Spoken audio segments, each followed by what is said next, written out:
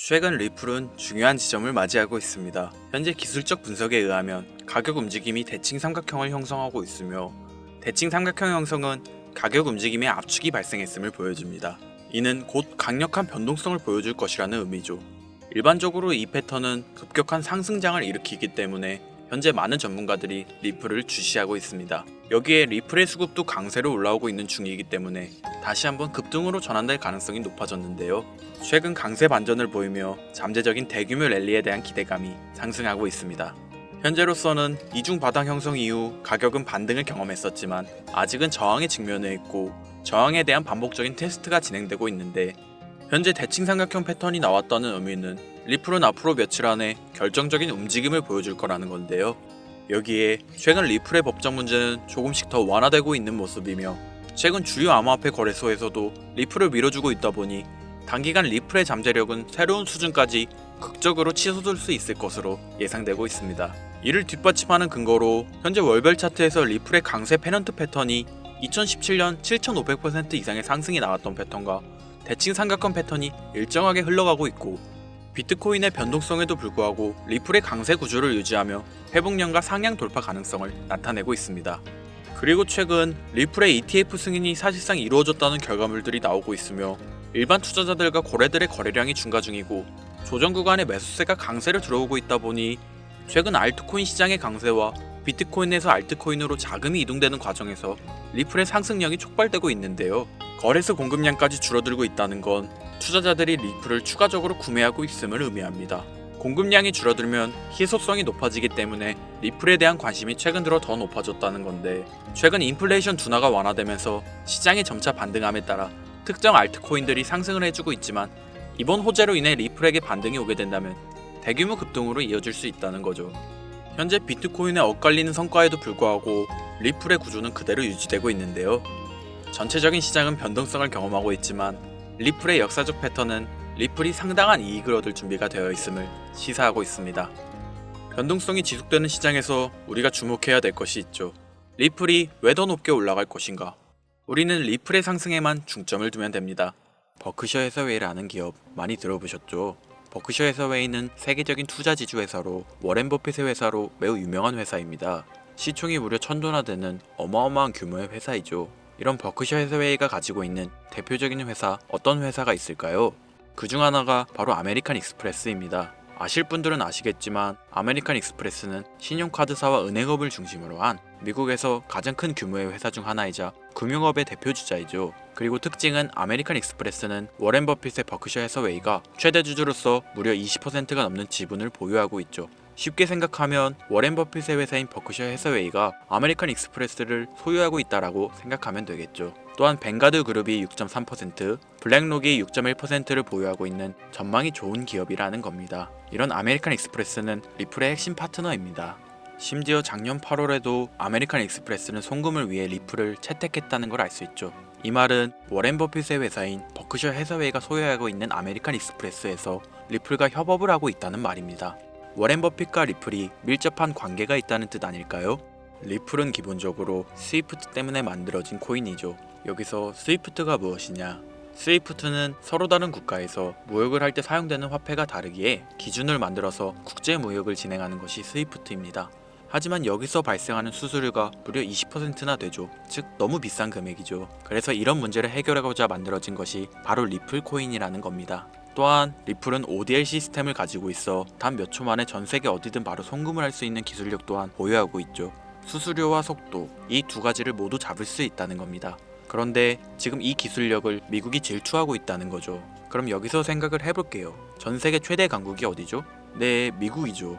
미국은 우스갯소리로 미국과 나머지 전 세계들의 국가들이 전쟁을 펼쳐도 미국이 밀리지 않을 거라는 이야기가 있을 정도의 강대국입니다. 단적인 예로 미국의 2022년 국방비 순위를 보시면 미국의 국방비 금액이 2위인 국가부터 10위인 국가인 국방비를 합친 것보다 무려 23%나 많은 금액을 국방비로 쓰고 있다는 겁니다. 물론 이것만으로는 단순 군사력을 비교할 수는 없겠으나 이 정도로 엄청난 초강대국이라는 거죠.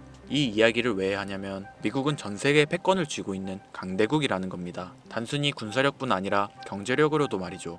요즘 시대는 힘으로 찍어 누르는 시대보다 자본주의 세상이기에 경제 패권이 엄청나게 중요하다는 거예요. 지금 전 세계 공용화폐로 쓸 수 있는 유일한 화폐는 바로 달러입니다. 하지만 이제는 세상이 많이 바뀌었어요. 언제부턴가 현물화폐보다 편리하고 안전하며 유동성마저도 뛰어난 암호화폐가 탄생을 하고 말았죠. 이 암호화폐가 탄생을 하고 오랜 시간이 지나지 않아 달러의 패권이, 달러의 입지가 조금씩 흔들리기 시작했고, 지금은 수많은 암호화폐들이 달러의 자리를 위협하고 있는 상황입니다. 앞으로 암호화폐가 달러를 잡아먹게 된다면 미래의 미국은 전 세계의 경제 패권을 줄 수가 없게 되죠. 그래서 어떻게 하고 있죠? CBDC, 센트럴 뱅크 디지털 커런시, 즉 중앙은행 디지털 화폐. 미국에선 이 CBDC를 이용해서 달러를 디지털화시킬 계획을 가지고 나왔다는 거죠. 하지만 CBDC를 발행하기엔 오랜 시간이 필요하기에 그 시간 동안 달러의 패권이 흔들릴 것이고, 그리 된다면 달러의 입지가 위험해지고 경제 패권을 더 이상 줄 수 없게 될지도 모른다는 거죠. 그래서 미국의 바이든 정부는 암호화폐를 규제하기 시작했습니다. 수년간 암호화폐를 규제하고 압박을 했죠.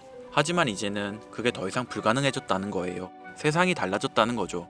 그리고 그걸 알고 있고 세상의 흐름을 읽고 있는 트럼프는 비트코인 컨퍼런스에서 암호화폐 대통령이 되겠다라며 자신있게 외쳤던 것이죠. 그리고 그가 당선된 이후 정말로 친암호화폐 정책을 펼쳐나가기 시작했죠. 이미 뛰어난 사업가였던 그가 이 흐름을 놓칠 이유가 전혀 없다는 겁니다. 자, 그렇다면 앞으로 리플의 행보 어떻게 될 것 같으신가요? 정확히 잘 모르시겠죠? 그래서 제가 그에 대한 답변으로 엄청난 자료를 찾아왔습니다.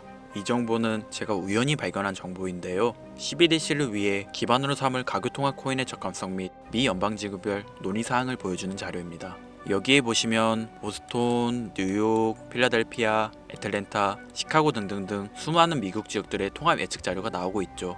여기에서 아래로 쭉 내려보면 크로스링키드, 즉 가교통화로서의 적합성을 보여주는 표가 있습니다. 대부분의 코인들이 부적합이라고 나와 있습니다. 하지만 여기 리플과 시바이누가 보류라고 표기되어 있는 걸 확인할 수 있었습니다.